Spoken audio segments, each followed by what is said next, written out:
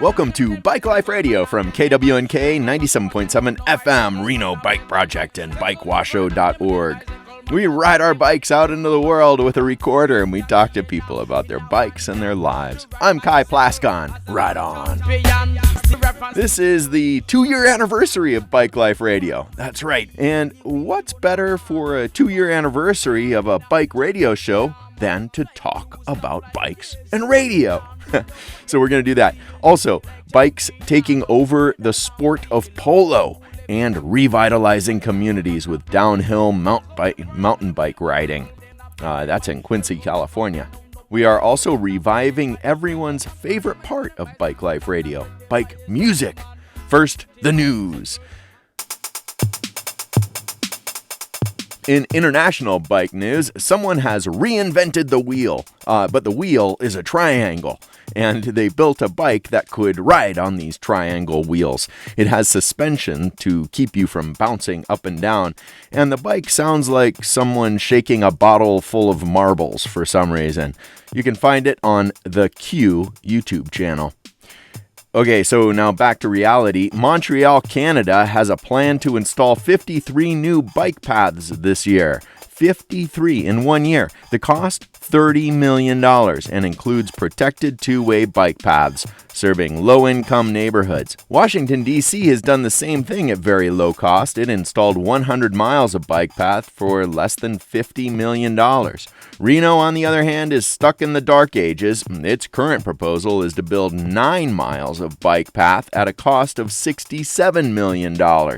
Something is wrong. In national bike news, something else is wrong in Virginia. They've had 160 bicycle accidents this year so far, and 9 deaths. That's twice as many as last year.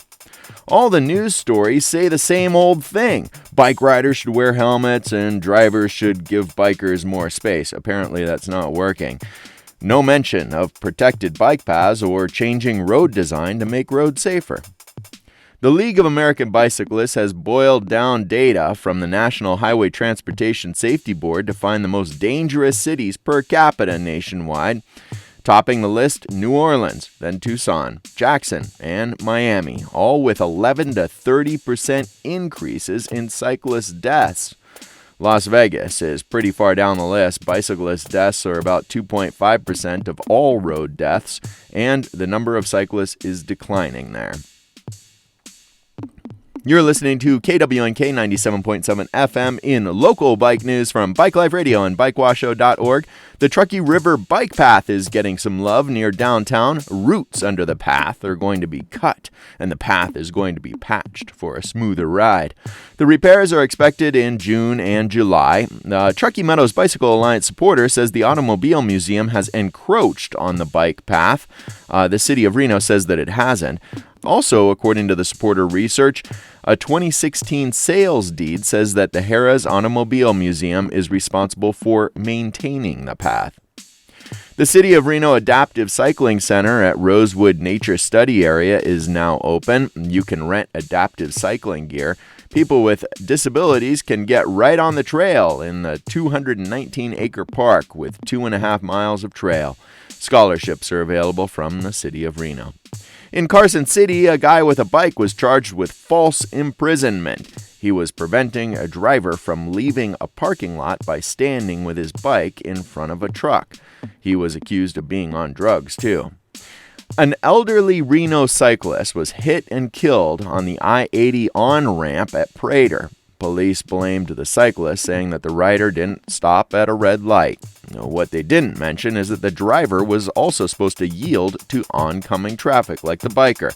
The bike rider was 67 years old when he was hit and killed. Students from Bernice Matthews Elementary School testified at City Hall in May. The first thing that they asked for, more bike paths. In the same meeting, the City Council did approve a bike path for students. They added a bike path on Virginia Street that leads students from UNR to casinos. That's it for bike news from BikeWashoe.org. A reminder that Bike Life Radio airs on the first Sunday of every month at noon, right here on KWNK 97.7 FM. On today's Bike Life Radio, we take you to Quincy, California, where we talk about the Sierra Buttes Trail Stewardship with Yuba Expeditions. Also, we chat with the host of another bike radio show. Wow, who knew that there were other bike radio shows? And Bike Polo. What is that? But first, how about some bike music? Here's a quirky little ditty that I found that appears to be recorded off of a television in the 1970s. It's called Bicycle by Vincent de Paul Paris.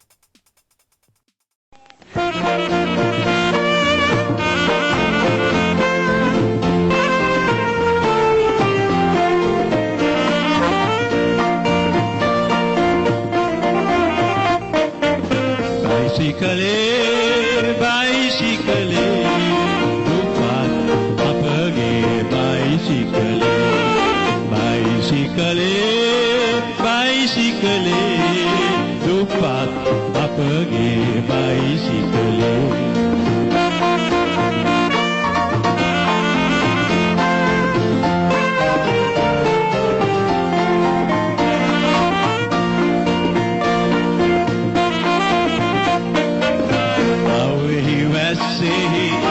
Satnotaka mamaga padayana bicycle awe USA when satnotaka mamaga padayana bicycle dupat bohsat vedayanutna avat pita veisialukale bicycle bicycle dupat apage bicycle.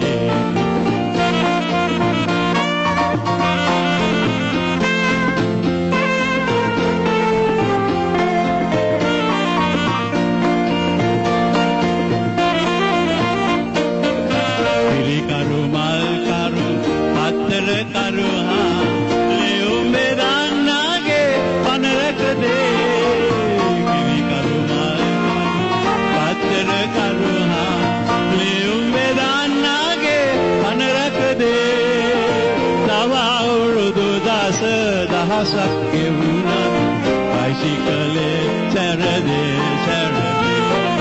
bicycle bicycle dupat apage bicycle.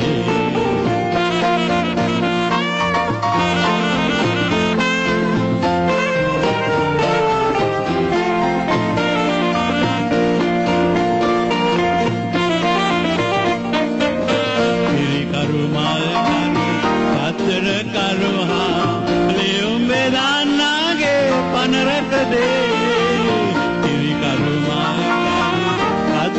karu ha leumbe dannage panarak de tava urudu das dahasak gevuna bicycle sarade bicycle bicycle dupat apage bicycle bicycle bicycle dupat apage bicycle.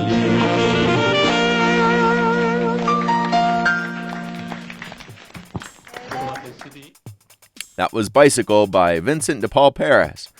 So, what is bike polo? Yeah, well, it's a sport on highly specialized bikes. It's small, but it's a growing sport, and it's growing really fast.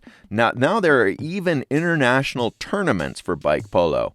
Here's Matt Norman, a bike polo player in Washington, D.C. One of the great things about bike polo is kind of a lack of labels. You show up here with either new friends or no friends or old friends. Everyone's welcome, and you just enjoy your silly activity on a Wednesday night.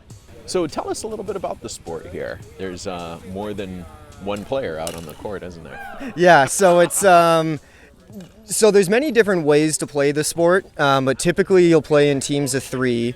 Games will last anywhere from 8 to 12 minutes. The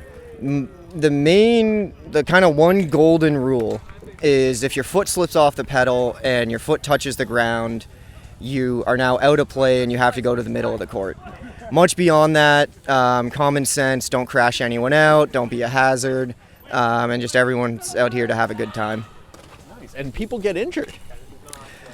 Yeah, like, people get injured walking to work. I mean, like, I've cut That's my way less fun. yeah, like I've injured myself worse cooking dinners than I have playing bike polo. But sure, people break fingers, do all kinds of stuff. Yeah, it's really neat. There's a lot of balancing and stopping. Yeah, you spend. I haven't spent as much time trying to roll backwards on a bicycle as I have playing bike polo. Have you? And you haven't perfected it yet, I guess. No, I'm far from perfecting, even approaching perfection in any of the skills required here.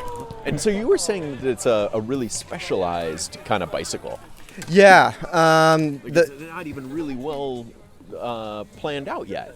Go ahead. Sorry. no. So bike polo as a kind of recognized, labeled activity is fairly new in terms of sports.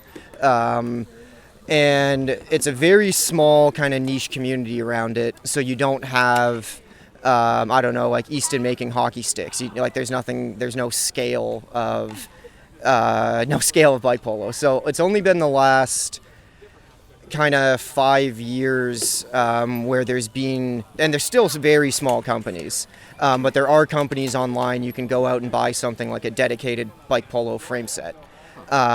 You've been able to go out and buy a shaft or a mallet head for a little bit longer because those are easier to make. But bike polo bikes are fairly specialized and not. They don't excel at anything outside of the sport.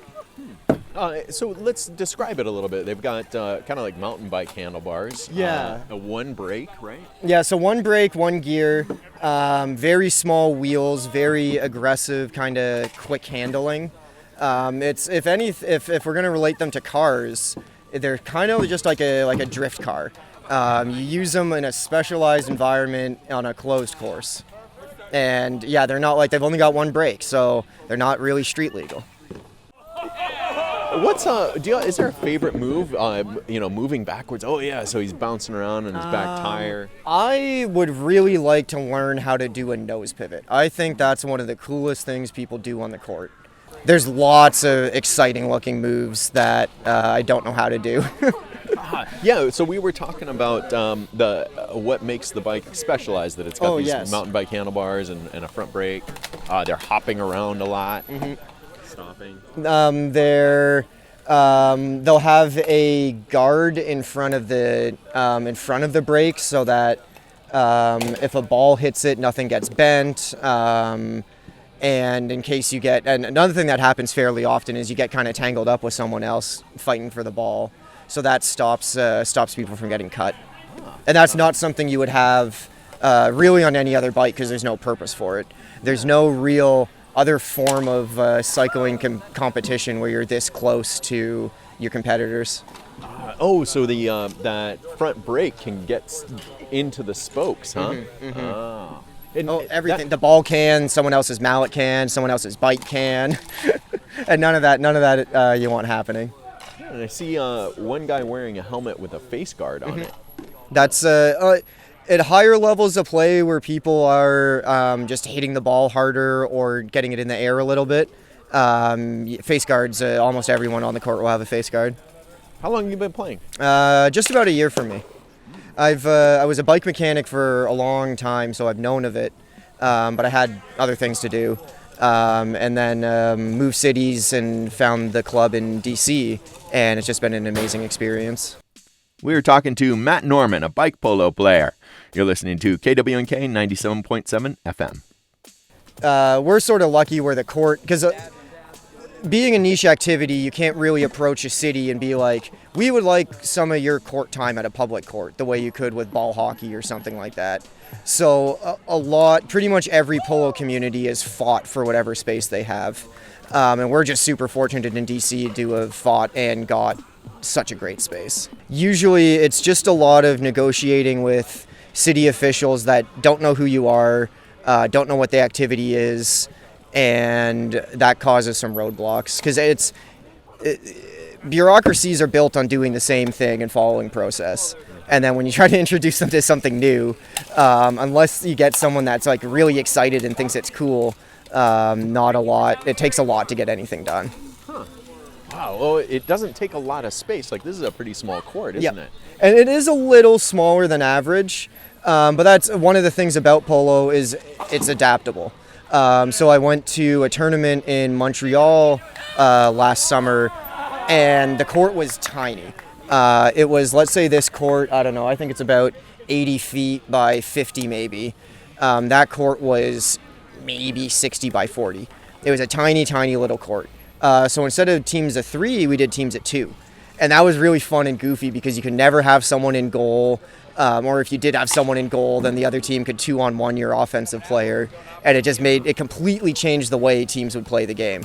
Because and by and large, I'd say 95% of polo is played as 3-on-3. So it just provided a really unique way to play the sport, and we did it because we were problem solving.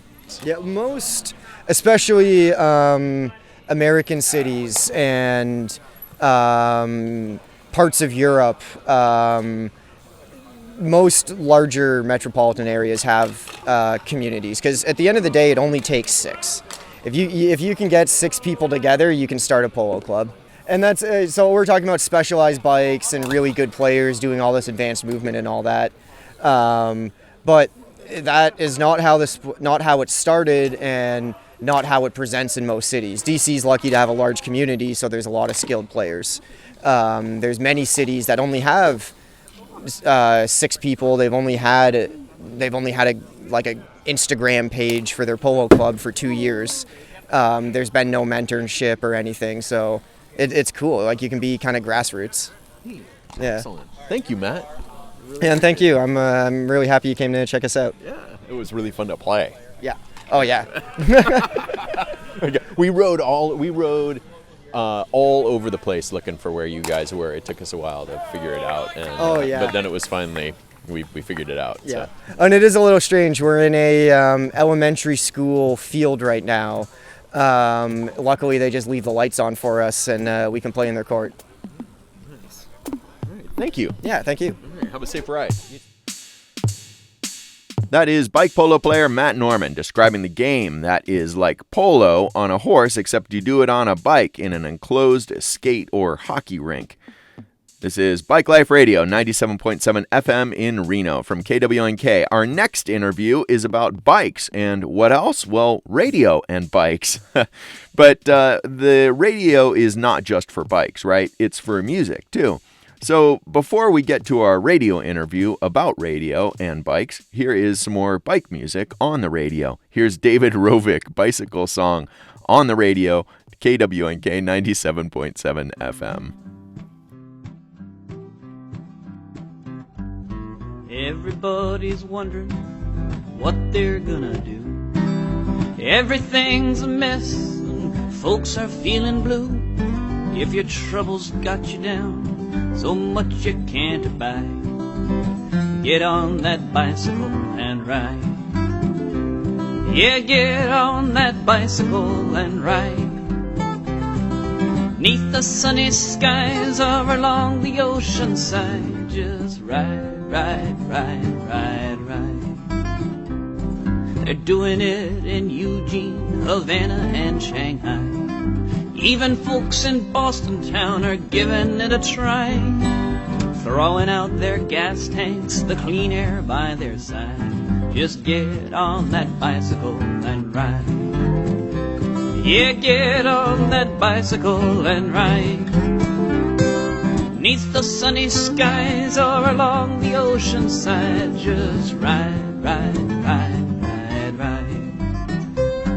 It's good for your heart and it's good for your brain. When those fluorescent lights are driving you insane, your toes will tingle in your shoes when to the pedal they're applied. Just get on that bicycle and ride.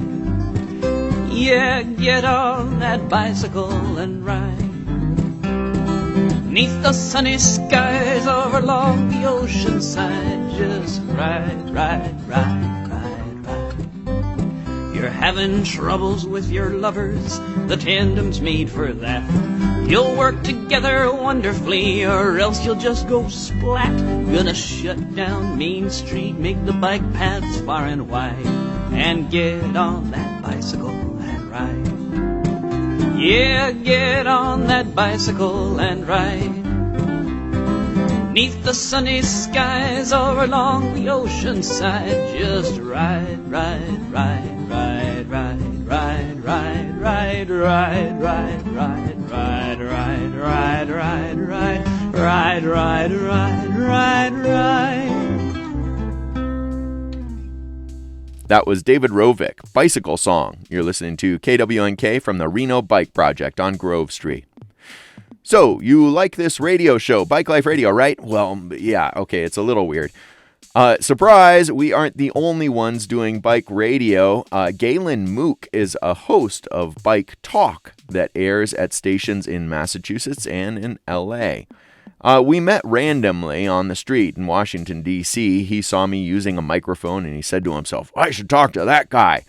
Here he is. Here's Galen Mook. It's cool, yeah. So, Do you think that bikes and radio belong together? yeah, let's talk about that. Okay, so, I mean, we're here at the National Bike Summit for a lot of different reasons, but I think a lot of it is, we are here because we're pushing a cultural movement, right? And it's like, yes, you can put a bike lane in, or yes, you can get a bike share program or whatever, but we're trying to change, and forgive me here, hearts and minds, right? And I think radio, obviously, is a vast medium that, ironically, people listen to in their cars.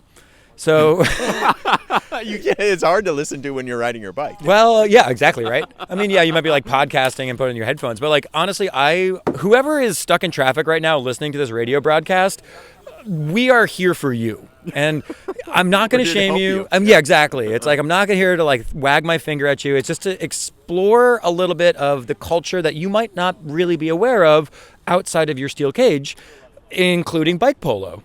Or the fact that they can change it and like you can get out of your car and do something about that, right? Yeah, and that's not finger wagging. It's like there are things that you can do, and those are hard for us to even figure out sometimes, and they're hard choices to make, right? Exactly. And I think one of the things, and it's who knows why we do this broadcast, right? It's almost like we're called to it in a sense, but in my angle, it's I'm hoping to explore a bit of the cultural, and forgive this term, the tribalism in a sense of people who just adhere to bike community. And I think, that could be a group ride or a Century riders who do the club rides on the weekends, or, the people who do the bike share and they bike share into work, and you like have your bike share buddy, right? Because you're like, oh, we ride into work at the same time together, or the bike polo, right? I was just interviewing a gentleman from here, and I'm like, why do you walk into bike polo? And he's like, well, my friend was going on a bike ride one day and he said, let's go check out bike polo. And I really loved the community and now I'm here. And I think there's something really special, that magic happens when you get people who ride bikes from disparate communities and disparate eras. Like, you can find commonality, and from that comes community. Do you think that we, by doing radio, were somehow against the grain, similar to bicycles? Ooh, I like themselves? That too. I mean, it's kind of funny. It's like an antiquated, like this medium of communication in the era of TikTok and like 5-second videos on your pocket phones. Yeah, I think the radio is a way to slow down. Right? It's a way to take in a little bit more. It's a way to kind of use different senses that you might not be overloading on your Zoom calls. Just like kind of riding a bike where you slow down, you go 12 miles an hour, you're in the elements, you're in a 360-degree scenario. So it might be a way to kind of like, I don't know, maybe it's, and again, this is going to sound so pompous, but maybe it's a little more human in a sense, because it allows you to connect with things that, you might just speed by otherwise on a modern world. Nice. Excellent. Galen Mook of Bike Mass, right? Yeah, I love it. And Kai Plaskin of, it's gosh, you guys correct me here. It's the Reno Bike Project. Yeah, and what's the radio show called again? Bike Life Radio. Nice. KWNK. KWNK. So next time I'm out in radio, in Reno, we're definitely going to hang out. Yeah. Well, okay, real quick though. I'm going to get you for 30 more seconds. Yeah. What is your bike joy? My bike joy. Yeah. It has to do with my daughters who are filming right now. Ava Plascon is my bike joy. Today, she was I was watching her ride. She had this huge smile on her face. So did Alara, too. She's frowning in the background because... kind of a grimace, but yeah. Yes. But both of them were riding underneath the cherry blossoms here in D.C. and just had these huge smiles on their faces that had nothing really to do with me. And they were just... they felt so free. Ava was taking her feet off of the pedals and shooting them out behind her and just kind of exploring the feeling of the bicycle underneath her. And it was really just absolutely amazing. And then seeing Alara being super duper social with tons of other people, like everybody has their own way of experiencing the bicycle, and you've got a really good question that you've shared with us here on Bike Life Radio, which is, what is your bike joy? And so rather than like just tell me a bike story, which was kind of lame and that's what I was doing before, I'm going to steal that. Please, Use it. yeah, spread the bike joy, because when people stop for a minute and reflect, it's they like, oh yeah, there's so many that they could choose from. And I really appreciate that you incorporated your family, and that really it's so deep to mention that. It's not just wind in the hair or I get there faster. It's like, no, you are actually you're building your familial community, and thank you for sharing that. I do really like wind in my hair. Well, the easy stuff, of course. You're like, obviously. Yeah. You have hair on your face, so do you feel that when you're riding? Oh gosh, that's a good question. So I'm from Boston, so this is like a defense mechanism. Yeah, okay. yeah. This gets off once we hit May. The wind in your hair on your face is not so joyful. Not exactly the same. No, and I can imagine. Yeah, you can hit stop on there if you want. Thanks, Ava. Cool. Well, next time we're out in Reno, or maybe I'll catch you at the summit. I'd be more than interested to hear a lot about what's going on. I'm really actually interested in what you do with all the burner bikes. Yeah. So that's something I'm really want to dig into at some point. We have a lot. Do you want some? We have like maybe 3 or 4 that you could have. Oh, geez. I know. It's like on you at all times. You're just like pulling them out of your pockets. Yeah. They're everywhere.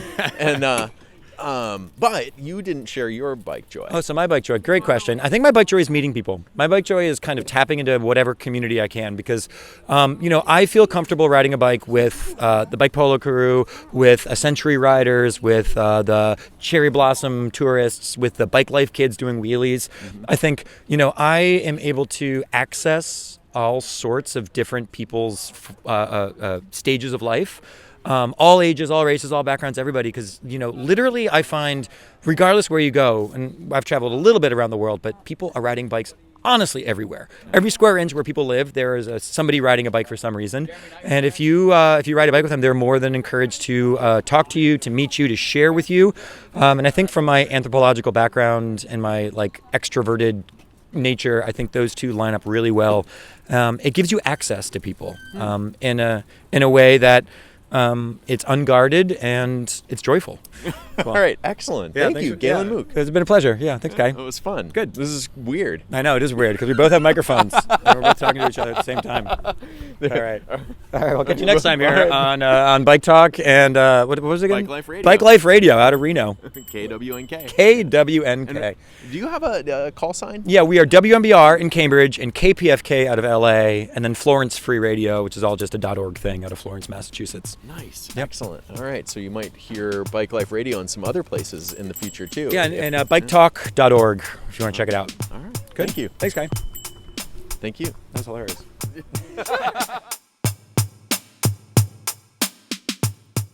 That was Galen Mook of Bike Talk, a radio show about bikes. Sound familiar? Our next interview is about downhill mountain biking and how it's changed some communities and is changing some more. But let's take a little break and listen to some music. Here is Pulsar, Bike Telugu, folk song, the male version.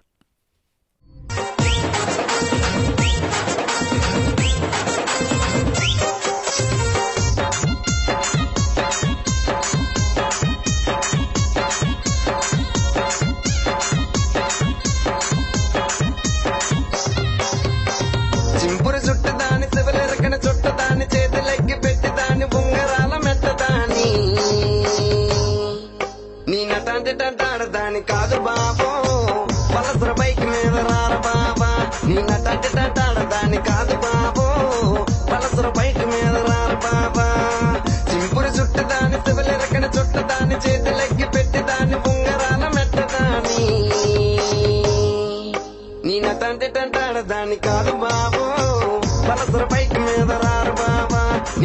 తండ్రి తంటాడదాన్ని కాదు బాబో పలసర bike మీద రాను బాబా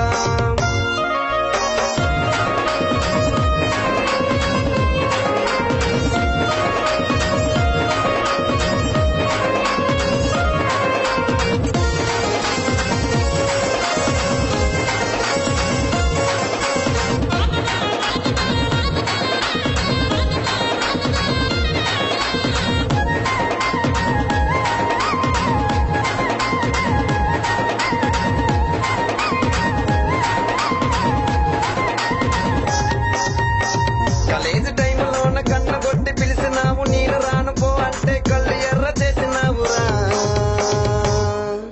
నీ నటంటే తంటాడదాని కాదు బాబో పిల్లవగాని నేను రాను బాబా నీ నటంటే తంటాడదాని కాదు బాబో పిల్లవగాని నేను రాను బాబా కాలేజీ టైంలోన కన్న కొట్టి పిలిచినావు నేను రాను పో అంటే కళ్ళు ఎర్ర చేసినావురా నీ నటంటే తంటాడదాని కాదు బాబో పిల్లబాగాని నేను రాను బాబా నీ నటంటే తంటాడదాని కాదు బాబో పిల్లబాగాని నేను రాను బాబా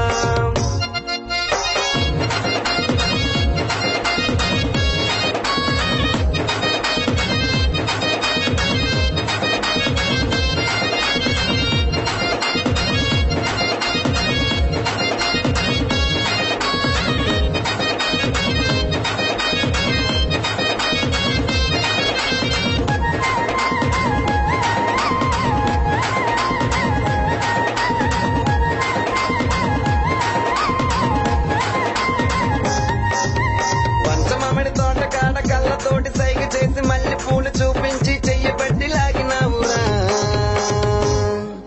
నీ నటంటే తంటాడదాని కాదు బాబా నీలాంటోడికి సనమివ్వన బాబా నీ నటంటే తంటాడదాని కాదు బాబా నీలాంటోడికి సనమివ్వన బాబా పంచమామిడి తోట కాడ కళ్ళతోటి సైగ చేసి మళ్ళీ పూలు చూపించి చెయ్యి పట్టి లాగినావురా నీ నటంటే తంటాడదాని కాదు బాబా నీలాంటోడికి సనవివ్వన బాబా నీ నటంటే తంటాడదాని కాదు బాబా నీలాంటోడికి సనవివ్వన బాబా నీ నటంటే తంటాడదాని కాదు బాబా పిల్లవగాని నేను రాను బాబా నీ నటంటే తంటాడదాని కాదు బాబా పలసర బైక్ మీద రాను బాబా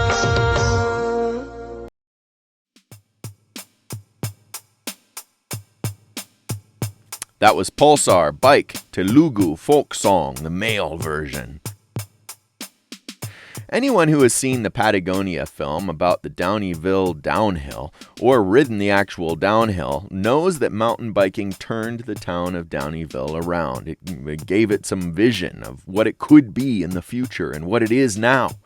Yuba Expeditions was a big part of that, shuttling bikers to the top of the downhill for years, and they sped down with glee. Well, now they've moved to Quincy, California, where they're expanding that network to Mount Huff, in the heart of the Sierra Buttes, the Lost Sierra as it is known. To give you an idea of the technical challenge of this ride, my 11-year-old and 16-year-old daughters rode down it last weekend. The 16-year-old was absolutely terrified, and she crashed 3 times, once into a big pile of rocks, another headfirst into a tree, and finally into some bushes after she launched off a berm. She's okay, and she is really proud of herself, but she never wants to do it again. The 11-year-old, on the other hand, just killed it, crushing the mountain, speeding down. She just disappeared. She rode across deep streams, and she didn't crash even once. She wants to go back every chance that she can get. So let's get to our interview about what's happening in Quincy, California with these downhill mountain bike rides. Mason Werner is the shop manager for Yuba Expeditions. So you're on Bike Life Radio, KWNK 97.7 FM in Reno, Nevada, owned and operated by the Reno Bike Project. And today we're not in Reno, we're in Quincy, and we're at, where are we, Mason? Yuba Expeditions. Nice. And you're a nonprofit too. Yes, we are. We're a nonprofit. We are under the umbrella of Sierra Buttes Trail Stewardship. First and foremost, we build trails in the northern Sierra Nevada, the Lost Sierra. And then the Yuba Expeditions is the bike side of things. And this is to support what's going down with the trail construction, basically. Is stuff going down? Oh yeah, yeah. Right now, this is all new trail construction that's He's happening. pointing at a map on the wall. Yeah, we've built about 50 new miles on Mount Huff. That is right here, and then Claremont is the next on the menu, and that's a north-facing slope, and that's going to have another 50 miles. Wow. So where do you think that Quincy stands in terms of mountain biking communities? Like, everybody's familiar with Downeyville, right? Yeah. Where's Quincy stand? Quincy has more of a local vibe to it. You know, there's 50 kids on the high school team now, and they're 50 kids on a mountain bike team? Yes. Wow. Yeah, and their parents are getting really into it, so it's kind of like been seeing this budding mountain bike community happening right before our eyes, which doesn't usually happen. And it's really been awesome to see. I've been here since 2001, and you'd never even see kids on bikes. You wouldn't see like bikes at the high school in the racks, and now there's tons of bikes. Kids are in little posses riding around, building little jumps and hanging out, and and it's a healthy thing because a lot of kids felt trapped by the mountains, you know, small town. They're like, we want to get out of here right away. And now with the new trails and seeing people come in to utilize the resource that's right at our fingertips, they're like, oh, Quincy's pretty cool. We might go to college or maybe move away for a little bit, but the option of coming back to Quincy is now a fun thing to think about, you know, and to keep this population young and lively. Yeah, it's interesting. I was looking at population statistics for Quincy, and it seemed to be declining. And I was like, yeah. I mean, it was a boom town with the restriction era of logs and gold, you know, and that's why we think building trails is the new sustainable resource. You know. Nice. And so, do you think it's growing now, or that tide is turning? Or what? Hopefully. I mean, the boom times when the logging industry was going crazy was when Quincy was really thriving and the schools were full, and now there's not as many jobs, and hopefully that changes. I see some younger people moving in, you know, a lot of people from up in the Truckee area are kind of getting pushed out, and people are finding their way down to smaller mountain communities, I feel like. Interesting. Yeah, and there's not easy places even though there's not really a lot of jobs, there's also not a lot of places to rent, which is a weird dynamic. Yeah, we're surrounded by Forest Service, so there's not a lot of opportunities for growth. What you see is what you get, kind of. So we're at Yuba Expeditions right now, is that right? Yep, yeah, and we started here in 2018 and started doing some shuttles here on the trails we've been building on Mount Huff. And then, you know, things got crazy. The pandemic hit, fires hit, the forests got closed a couple years in a row. So a couple years were a struggle. Last year was actually the first great season that we've had in a while because we didn't get closed down by fire. And we were able to run shuttles all year round, and people are really happy and coming back to visit because we have new trails opening like on the regular. Yeah, I think the bike team started in 2018, and there was like 4 kids on it, and now there's over 50. And yeah, we did a couple things. We did a Earn a Bike program where kids could come in and they'd work on trails and learn to be stewards of the environment. And if they worked, I think it was 40 hours or something like that, we gave them a free bike. Nice. And yeah, so it's changed kids' lives. You know, they got that bike and now they've passed it on to their friends and have gotten new bikes, or that's the same one they're riding. Because, you know, this town doesn't have a lot of money and it's hard for kids to afford bikes. And so to get some people on some bikes was a catalyst, I think, to getting other kids out there. And so we have a great relationship with Santa Cruz. So we get a demo fleet, and then we rent out the bikes all season, and then we sell the bikes at the end of the season. You know, we can actually sell the bikes right in the middle of the season. Let's say you go on a ride and you love it. You know, we can send you home with a bike. And by purchasing from us, you're supporting the trails. And what's happening over here in the La Sierra. We have a new program started called Connected Communities. We're connecting 15 mountain towns with 600 miles of single track. And Reno's going to be part of it. Yeah, we're definitely dependent on the trails and how amazing they are, because that's what's bringing the people here. Just to run a bike shop would be tough. You know, bike shops in general are hard nowadays with everybody getting stuff online and bike companies going factory direct. And we are just finishing up hiring for 2023 trail crew. I think we hired about 15 full-time trail crew employees. Wow. So these are people out there with shovels and stuff. Oh yeah, excavators. Gasoline wheelbarrows, all the equipment to get through rocks, whether you might need to use some explosives or something like that. Wow. Yeah, it's full on a professional trail crew that has tons of training. We started in Downeyville and now we moved over here and we're expanding to 600 miles of connecting these communities now. Yeah. So this is more of a local community. Do you think that it's kind of the next Downeyville, but with a different twist, or what? Downeyville is such a special spot.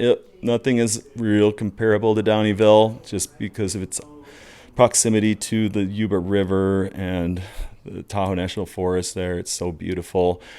But it definitely is more for the advanced rider. This has a bunch of options for beginners to intermediates, and if you're expert and advanced, you have a blast because you can scare yourself on how fast you can go. Yeah. Right on.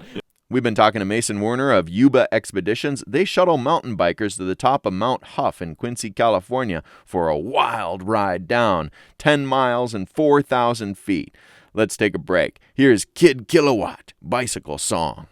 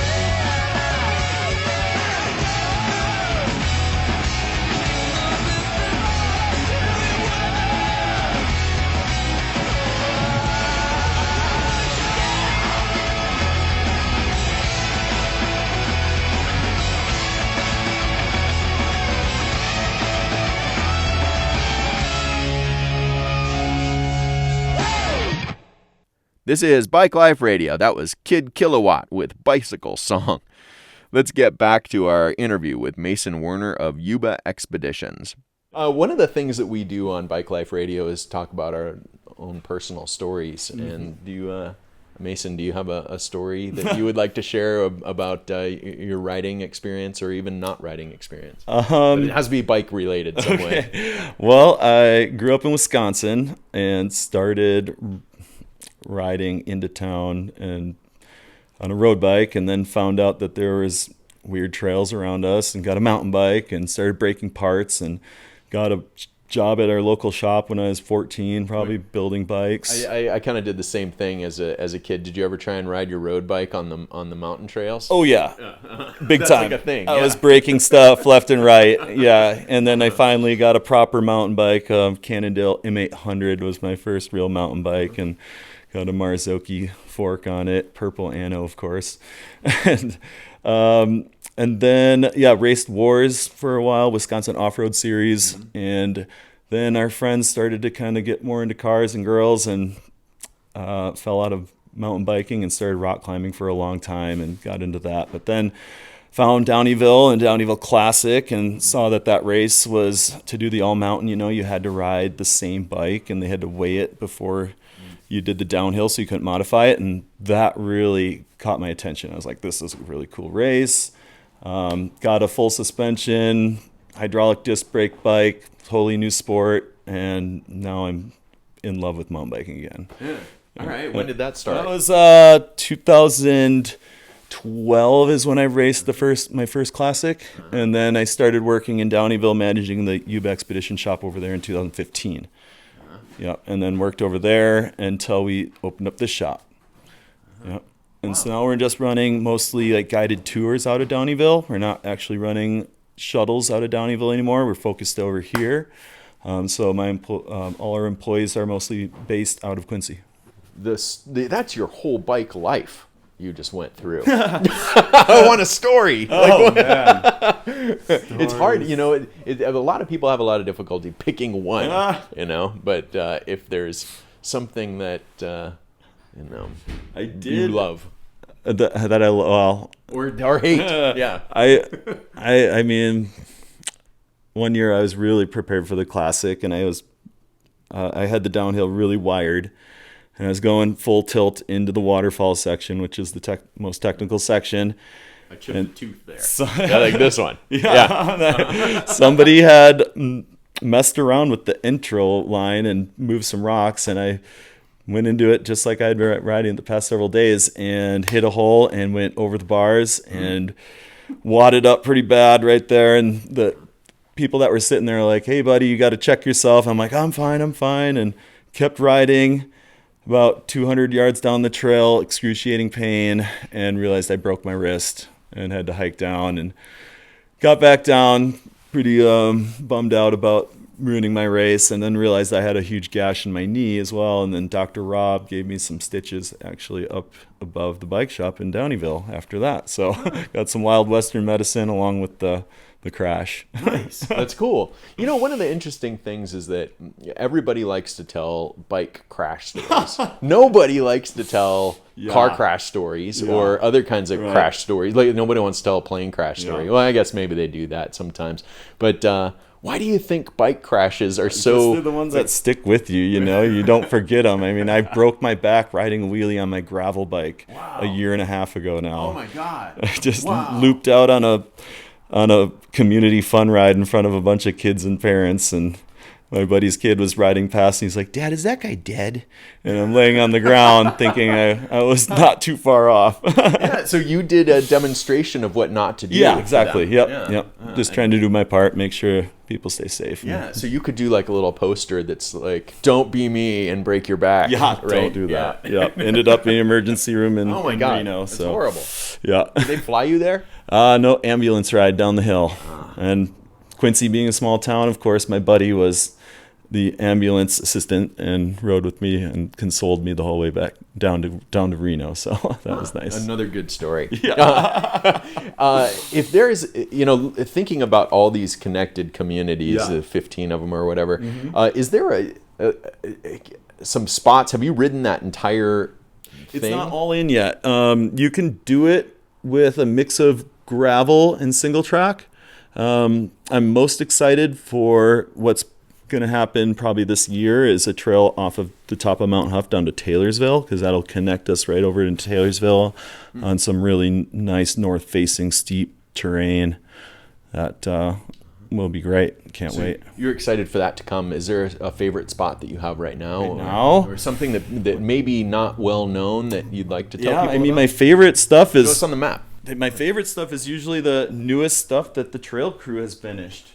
For instance, Tollgate. So Tollgate, this was an old kind of mix of moto and OH or like skid roads, and now we have incredible single track that we had cut in, and it's its own independent line here from Reinhardt Meadow all the way down to ties in with Mount Huff.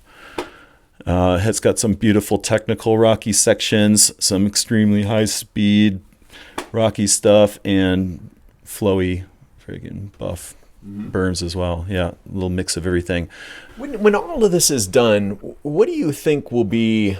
Do you think that there will be people doing bike packing along this entire thing? For sure. Bike packing, just mountain bike sections, horseback riders even, endurance runners, hikers. Yeah, it's kind of a trail for everybody, you know. One of the things that concerned me a little bit about it when we did put together the Truckee Meadows Bike Alliance letter of support is I was worried that there would be a lot of motorized vehicles on it, or I didn't really understand the relationship of muscle powered versus motorized. Green sticker funding is a huge portion of what we use for funding to get these trails in. So what is that? It's moto registration money. So it goes into a general fund pot, and if you have projects ready to go, lined out, and you usually can tap into that money and use them to build trails. And that's what we've been really, it's a huge part of the funding for the single track. We have done a bunch of trails that are non-motorized, and they take a lot more effort because the funding is way harder to find in the manpower. So these are all motorized trails, and that means This like it is can be non-motorized here. These are all motorized, and even all the Downeyville trails are all motorized, and people are really surprised when I tell them that because the interaction out there is usually pretty good. Everybody gets. We really try to teach people how to enjoy the trails together and respect each other and respect other users, and proper right of way and how to use the trail, and it's been working out. Nice. Everybody kind of gets along. On our volunteer trail days, we have several volunteer trail days, one in Downeyville, a couple in Quincy, one in Lakes Basin. You get moto riders, hikers, bikers. We've had horse people come and help us out. We even had them give us demonstrations on how they want us to approach their horses, just to, because we see them out here and we don't want to scare them and hurt anybody. And, and they have a right to be out here too, so. That's really interesting. So when we're talking about motorized, we're not just talking about e-bikes. We're talking about motorcycles, right? Yep. Motorcycles on single track for sure. Mm-hmm. We make big like sight lines, and keep these trails super sustainable so they can handle that type of traffic. Yeah, because that is intense, isn't it? It's not as intense as you would. You think like they're out there rutting it up, but it's not. We armor the stuff that it's gonna see that type of abuse, and we've been having really good luck that the trails have been holding up great. Even through this huge winter, I've been out riding some of the lower elevation stuff, and they're all holding up really well. Yeah. And I mean, the use of the motorcycle too is a crucial part to get deep out into these parts to do all the work. It takes hours sometimes to drive out there, but a moto can rip out there with their pack full of tools and a chainsaw and bang out a day's worth of work and saves a bunch of money and gas, Whereas it might take us on a non-motorized vehicle a day to get there. Time. Oh yeah. It wouldn't be worth it. Yeah.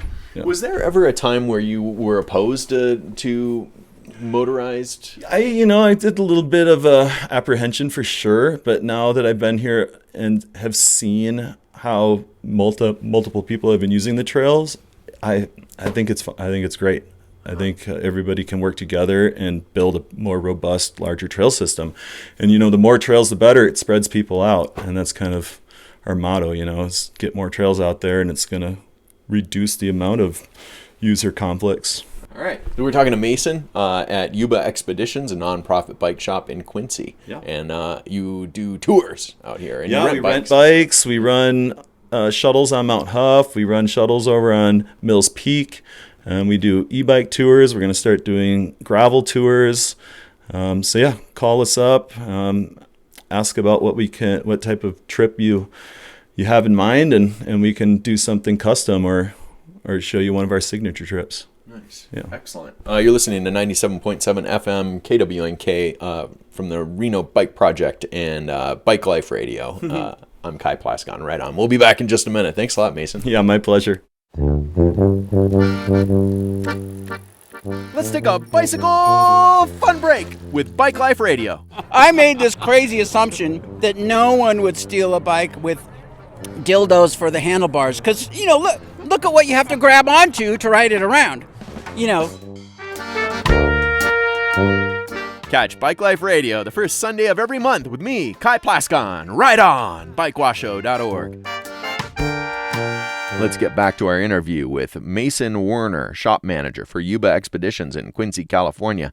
They're building a massive trail network to connect communities from Reno to Downeyville, Quincy to Taylorsville. This is in the Lost Sierra. So wait, people fly their plane in here and then they walk over here and what? Oh yeah, they'll be lined up. Last weekend there was probably 8 to 10 planes out here. Huh. And then they walk over here and they're like, I want to ride over to... A lot of them just walk over, but if people are like, hey, you got any bikes I can use? We'll let them use one of those Yuba bikes. Yeah. And you said there were important people who've come.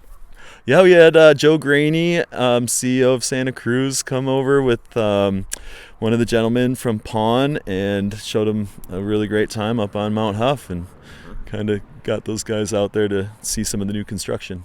Nice. Yeah. Excellent. That's cool. Yeah. And if you have a plane, fly on in and we'll set you up. I just roll over here. That's cool. So you've got what you think is a $13,000 bike and you're going to sell it for less. Yeah. We've got an incredible built out mega tower right here with White Industry components. Paul from Chico, Paul Component, all XTR, reserve carbon wheels. Fox coil shock, the Pistachio 38 Fox fork on it. This thing's ready to go, and we are asking $8,000 for it. Wow. And so that's low, you would say. Yeah, I think if you parted this thing out, it'd be about probably over $13,000 build, and we're willing to take offers too.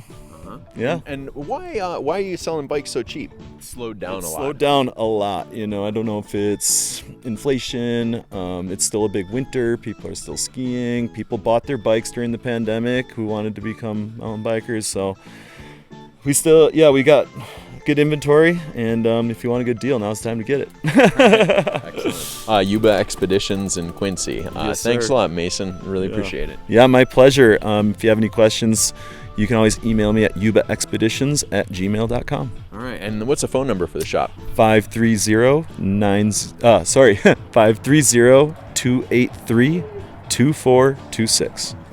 All right. So goodbye for the fourth time. Okay, Kai.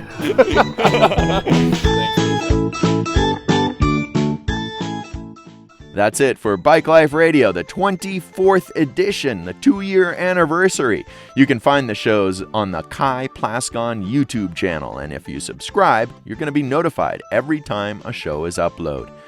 Bike Life Radio is recorded out in the world.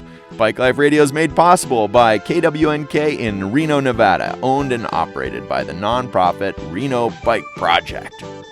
And Bike Life Radio is also produced by bikewashow.org. I'm Kai Plascon. Right on.